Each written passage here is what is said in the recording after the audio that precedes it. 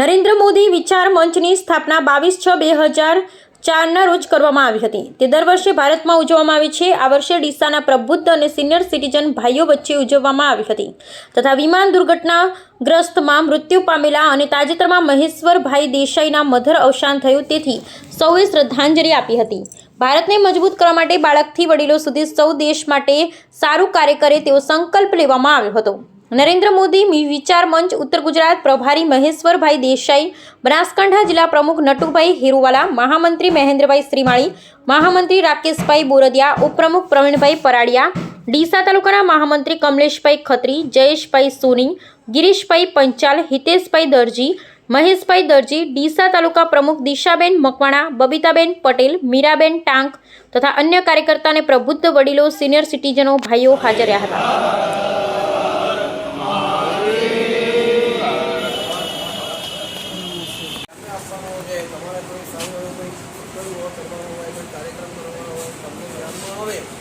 આ કરવા જેવું છે.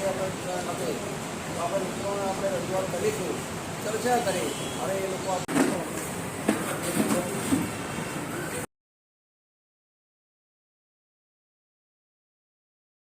અમારો હેતુ એક જ છે કે દરેક જોડે ભાવનાની વર્તવું, દરેક જોડે સારા કોઈ ધાર્મિક કામો હોય એ ધાર્મિક કામોને સંગઠનની અંદર લઈ અને દરેક સંગઠનોને મળી અને ધાર્મિક કામોમાં રસ લેવો, એને પ્રોત્સાહન આપવું. આજની અમારી આખી કામગીરી અમે કરીએ છીએ. દરેક જગ્યાએ જઈ અમે જે વૃક્ષારોપણનો કાર્યક્રમ છે, બીજા કાર્યક્રમો છે. આજનો અમારા કાર્યક્રમ બીજા ચાલુ.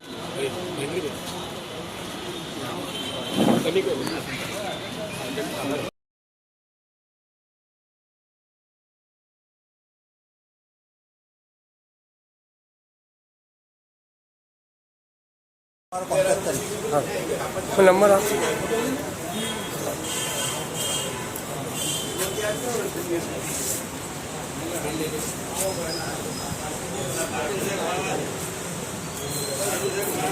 એવું છે કે હવે મહેન્દ્રભાઈ છે ને એ સરકારી કામ જે કંઈ કામો છે એમાં બધામાં આપની મદદ થઈ શકે એમ છે.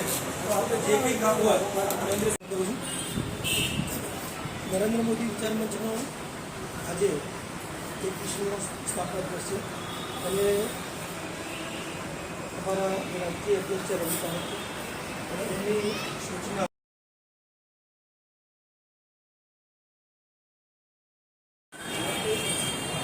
બરોબર.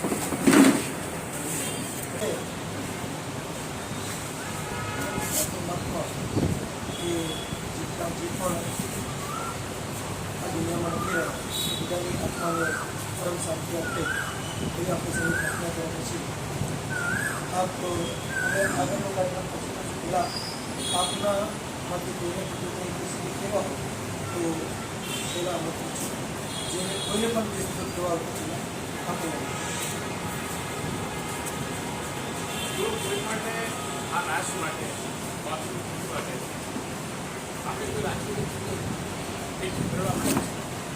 કોઈ પણ જે પણ કંઈ કેવું કંઈક વાત છે નોટિફિકેશન કરી માટે સરકારની જે કહેતું કોઈ વડીલોને તકલીફ પડતી કંઈક વાત છે. આજની સમયની જરૂરત છે કે સરકારની જોડવું ના આવતું હોય તો અમે લોકો એ નોટિફિકેશન કરી એને બી પૂરું કર્યું. એટલે તમારો અહીંથી જે અનુભવ અમને મળવાનો છે એ મારી પેઢીને કામ આપવાનો છે. એટલે તમને એવું કોઈ લાગતું હોય તો મને આજે આ લોકો હશે તોય ચાલશે, ગમે ત્યારે આપણે નકલી મળી છીએ હોય એને તો તમે એમને લિખિત આપશો તોય ચાલશે. હા, કોઈ પણ સજેશન. એ બીજું 70 વર્ષ ઉપરના તમામ ગવર્મેન્ટ અત્યારે જે આયોજન જે કરી રહી છે ફ્રી આયુષ્યમાન હેઠળ કે આપણા પણ કોઈ બાકાત ના રહી જાય, આપણા એરિયામાં કોઈ બાકાત ના રહે, જેવા કોઈ નામ નોંધાવશો કોઈ આવશે તો અમારી કરી દઈશું. બીજું તમારી નજરમાં કોઈ સારો પ્રોગ્રામ હોય, ધાર્મિક પ્રોગ્રામ હોય તેના આપણે કરવા જેવું છે તમે એમને આદેશ આપીએ. બીજું કે અમે સ્વયં ખર્ચો છે કોઈ પણ જ્ઞાન પણ ધરાવતા નથી. બીજું કે આપણે જે આ જન્મ લીધો છે બીજી વાર ભારત માતામાં મળે ન મળે કે બીજો જન્મ મળે કે ન મળે પણ આપણા બધાનો જન્મ એ ના જાય એ માટે સૌને સાથે રાખી કે કંઈક દેશ માટે, કંઈક માતૃભૂમિ માટે, કંઈક આ સમાજના સુખ માટે કંઈક કરતા જઈએ, આપણું આત્માનું કલ્યાણ કરતા જઈએ. જો તમારા મગજનું કોઈ સજેશન હોય તો આ જોડે વિનંતી કરીશ તમે કહેજો. બસ અમારી આ જ અભિલાષા છે એ દરેક વડીલોને હાથ જોડી અને હું ફરીથી કહું છું કે સમાજને તમારા જે અનુભવ છે એ કામ આવે એવું કંઈક પ્રયત્ન કરજો. તમે સારું કામ તો કરો જ છો, પણ થોડી વધારાની જવાબદારી લઈ અને સમાજને કંઈક ફાયદો થાય તમારા લીધે, તમારા અનુભવના લીધે કંઈક આ દેશને ફાયદો થાય, આ માત્ર ભૂમિને થાય, કંઈક ધર્મને થાય એવું કોઈ કાર્ય હોય તો હાથ જોડી વિનંતી કરું છું.